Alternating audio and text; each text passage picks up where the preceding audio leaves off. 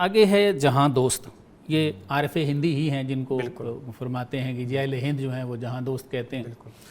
تو انہوں نے ایک بات کی ہے، پھر اس پہ مولانا روم رحمۃ اللہ علیہ سے یہ سوال پوچھتے ہیں، یہ میں آپ کے سامنے پڑھ دیتا ہوں۔ فرماتے ہیں جی عالم از رنگ است، یہ جہاں دوست کہتے ہیں یا عارف ہندی کہتے ہیں، عالم رنگ سے ہے، جی جی، و بے رنگی است حق، لیکن اللہ تعالیٰ بے رنگ ہے، بے رنگ ہے، ٹھیک ہے، جو باتیں جی مجھے تو ایسے سمجھ آئی ہے، اس عالم میں رنگینیاں ہیں، ہاں اللہ بے رنگ ہے، اللہ بے رنگ ہے۔ تو فرماتے ہیں مولانا روم سے کہ چیست عالم، چیست عالم کیا آدم، ہے؟ چیست حق۔ تو آدم آپ کیا بتائیں ہے؟ جی عالم کیا ہے، آدم کیا ہے، حق کیا ہے؟ سر اس پہ فرمائیے۔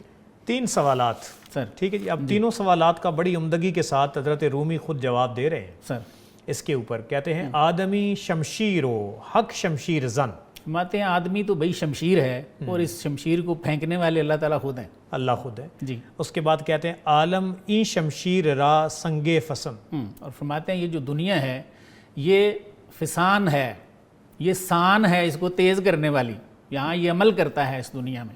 ویسے بڑی انٹرسٹنگ بات ہے کہ ایک شعر میں انہوں نے 3 سوال پوچھے، جی، اور ایک ہی شعر میں حضرت رومی سے اقبال نے تینوں کے جوابات بھی دے دیے۔ ایسے ہی، بالکل ایسے، دیکھیں نا، ان کو ملائیں اگر کہ عالم کیا ہے، آدم کیا ہے، حق کیا ہے، تو یہاں پہ آدمی شمشیر ہو، حق شمشیر زن، عالم این شمشیر را سنگ فسن، تینوں کے جواب ایک شعر میں ایک شعر کے اندر، بالکل ایسے۔ تو یہ بڑی عمدگی کے ساتھ۔ اس کے بعد شرق حق را دید و عالم را ندید، فرماتے ہیں جو مشرق کے لوگ ہیں انہوں نے عالم کو نہیں دیکھا، صحیح ہے، ٹھیک ہے، اس پہ تو یہ کوشش کرتے رہے ہیں اللہ کی طرف، لیکن اس عالم کو نہیں جانا انہوں نے، یعنی کہ اللہ کو تو دیکھا ہے لیکن اس کو اللہ کی اس مخلوق کو ایکسپلور نہیں کیا۔ ہاں ایسے فرما دیں، یا اس دنیا پہ زیادہ توجہ نہیں کی، جیسے ویسٹ جو ہے وہ ہم سے بہت آگے ہے، بالکل ہے، سنوریہم آیاتنا فی الآفاق ہے، جی جی وہی آفاق کے اندر پھیلی ہوئی، جی سر۔ غرب در عالم خزید و حق رمید، تو فرماتے ہیں اہل مغرب جو ہیں انہوں نے اس دنیا پہ توجہ دی ہے لیکن اللہ تعالیٰ کی طرف سے بھاگے ہیں،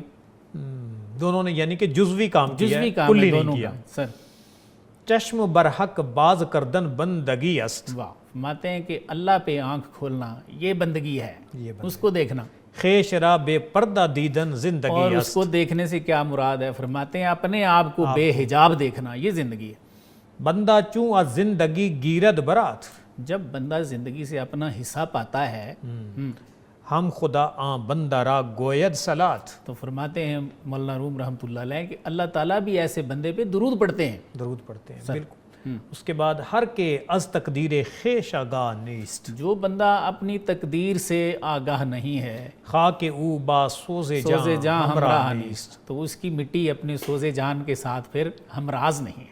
اس پورے کلام میں دیکھیں پروفیسر صاحب، جو نقطہ میں ملتا ہے وہ یہی ہے کہ جب وہ 3 سوالات کر رہے ہیں اور وہاں پہ مولانا روم یہی بتا رہے ہیں کہ انسان کے اپنے اندر وہ معرفت الہی کے سارے خزانے موجود ہیں، بالکل ایسے، اور جس کائنات میں اللہ تعالیٰ نے اسے ساری طاقتوں اور قوتوں کے ساتھ بھیجا ہے، اس کے اندر بھی یعنی پوری یہ وہ ریفلیکشن ہے، سنوریہم آیاتنا فی الآفاق وفی انفسہم، بالکل کہ ہم اپنی نشانیاں انہیں آفاق میں بکھری ہوئی بھی دکھائیں گے اور اپنی ذات میں سمٹی ہوئی بھی دکھائیں گے، بالکل ٹھیک، بالکل ٹھیک۔ تو یہی بات ہے، تبدیلی کا سفر اور زندگی کے گوہر کو پانے کا سفر انسان کے اپنے دل کے کلزم سے شروع ہوتا ہے، بالکل ایسے ہی، بس اس میں غوطہ زنی سیکھنی چاہیے اور اس کو نکالنا چاہیے۔ بالکل ایسے، بالکل ایسے۔